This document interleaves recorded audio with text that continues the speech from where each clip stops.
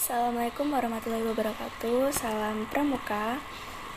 Perkenalkan, nama saya Della Anggraini dengan NPM 2113023069. Di video kali ini, saya akan melanjutkan tentang Undang-Undang Gerakan Pramukaan pada video sebelumnya.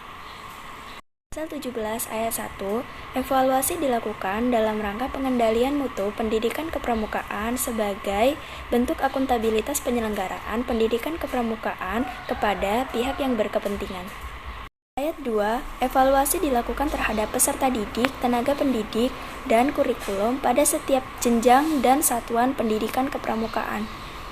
Ayat 3, evaluasi terhadap peserta didik dilakukan oleh pembina. Ayat 4, evaluasi terhadap tenaga pendidik dilakukan oleh Pusat Pendidikan dan Pelatihan Nasional yang dibentuk oleh Kuartir Nasional.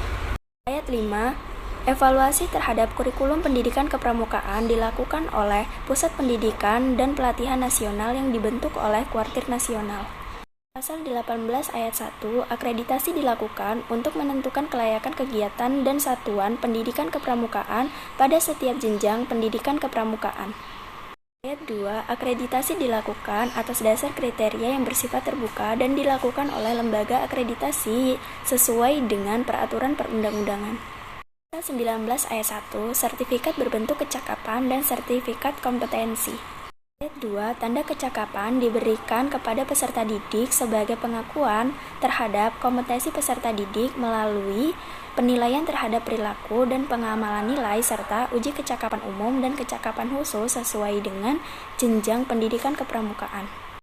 Ayat 3, sertifikat kompetensi bagi tenaga pendidik diberikan oleh Pusat Pendidikan dan Pelatihan Kepramukaan pada tingkat nasional.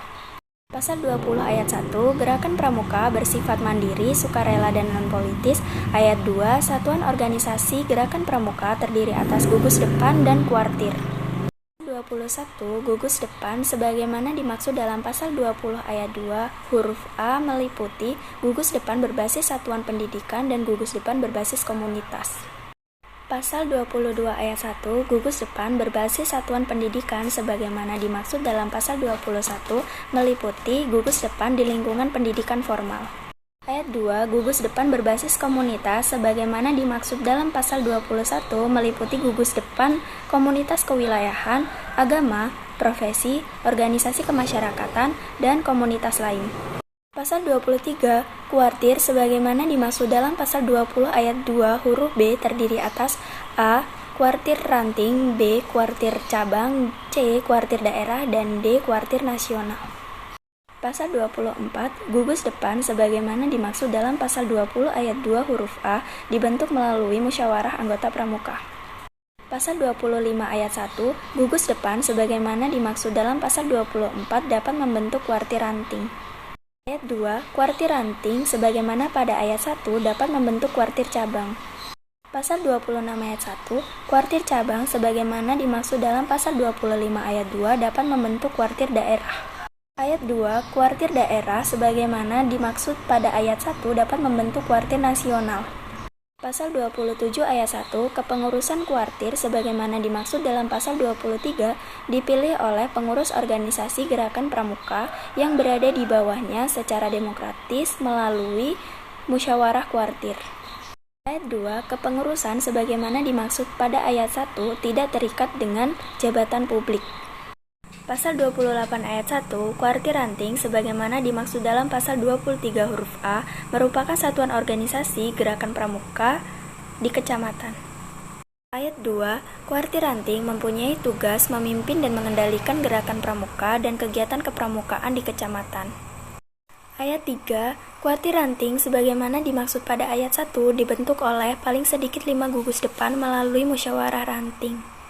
Ayat 4, kepengurusan kuartir ranting dibentuk melalui musyawarah ranting. Ayat 6, musyawarah ranting sebagaimana dimaksud pada ayat 3 merupakan forum untuk A. Pertanggungjawaban organisasi, B. Pemilihan dan penetapan kepengurusan organisasi kuartir ranting, C. Penetapan rencana kerja organisasi. Pasal 29 ayat 1, kuartir cabang sebagaimana dimaksud dalam pasal 23 huruf B merupakan organisasi gerakan pramuka di kabupaten atau kota. Ayat 2, kuartir cabang mempunyai tugas memimpin dan mengendalikan gerakan pramuka dan kegiatan kepramukaan di kabupaten atau kota. Ayat 3, kuartir cabang sebagaimana dimaksud pada ayat 1 dibentuk melalui musyawarah cabang. Ayat 4, kepengurusan kuartir cabang dibentuk melalui musyawarah cabang. Ayat 5, kepemimpinan kuartir cabang bersifat kolektif. Ayat 6, musyawarah cabang sebagaimana dimaksud pada ayat 3 merupakan forum untuk A. Pertanggungjawaban organisasi, B. Pemilihan dan penetapan kepengurusan organisasi kuartir cabang, dan C. Penetapan rencana kerja organisasi. Pasal 30 ayat 1, kuartir daerah sebagaimana dimaksud dalam pasal 23 huruf C merupakan organisasi gerakan pramuka di provinsi. Ayat 2, kuartir daerah mempunyai tugas memimpin dan mengendalikan gerakan pramuka dan kegiatan kepramukaan di provinsi. Ayat 3, kuartir daerah sebagaimana dimaksud pada ayat 1 dibentuk melalui musyawarah daerah. Ayat 4, kepengurusan kuartir daerah dibentuk melalui musyawarah daerah. Ayat 5, kepemimpinan kuartir daerah bersifat kolektif.